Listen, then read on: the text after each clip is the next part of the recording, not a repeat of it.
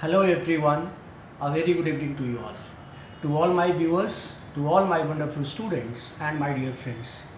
Guys, I am here before you all with a very important topic wherein students get confused. They answer it correctly but still the answer is not complete. Right? आपके दिमाग में आ रहा होगा कि ऐसा कौन सा सवाल है जिसमें कि आंसर सही करने के बाद भी गलत हो जा रहा है।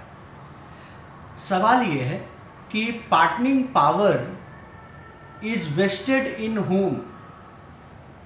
The power to pardon etc is vested with which authority? किसके पास पार्डनिंग पावर का अधिकार है? तो जनरली लगभग सारे लोग इस पे प्रेसिडेंट का आंसर करते हैं और ये सही भी है, लेकिन इसमें ये कंप्लीट आंसर नहीं है। एक ऑप्शन इसमें यह भी रहता है कि president and governor, and that is the correct answer.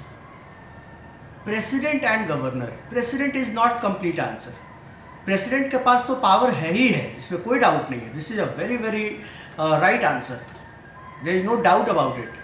Article 72 of the Indian Constitution confers the power upon the President to grant pardon, to say for remission, for commutation, respite, reprieve, ये सारे powers president के पास हैं।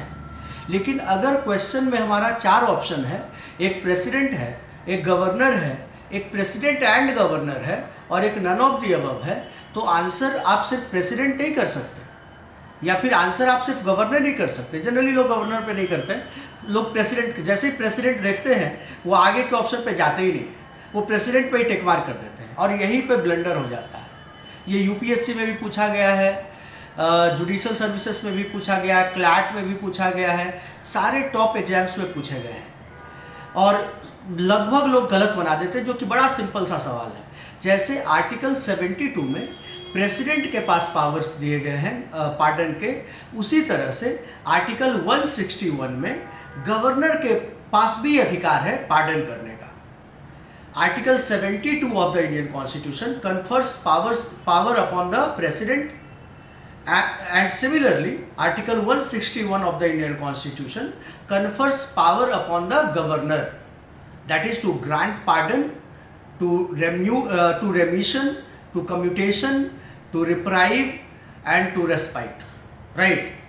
ये 5 तरह के basically है, pardon, रेमिशन, commutation, reprieve and respite. 72 में president का है सेंट्रल लेवल पे, 161 में गवर्नर का है स्टेट लेवल पे। ये आपको ध्यान रखना है, बात समझ लो।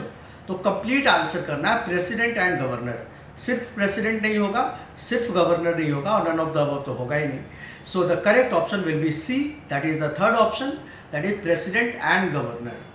आई होप कि आपका कॉन्सेप्ट क्लियर हो गया होगा और किसी भी सब्जेक्ट में कोई भी डाउट हो तो आप हमें मैसेज करिए, हम उस पर वीडियो बनाएंगे और आपके कॉन्सेप्ट को क्लियर करेंगे। I hope that you like the video, and if you haven't subscribed our channel, then do subscribe it, like it and share it. Thank you everyone for watching. Jai Hind, Jai Shri Ram.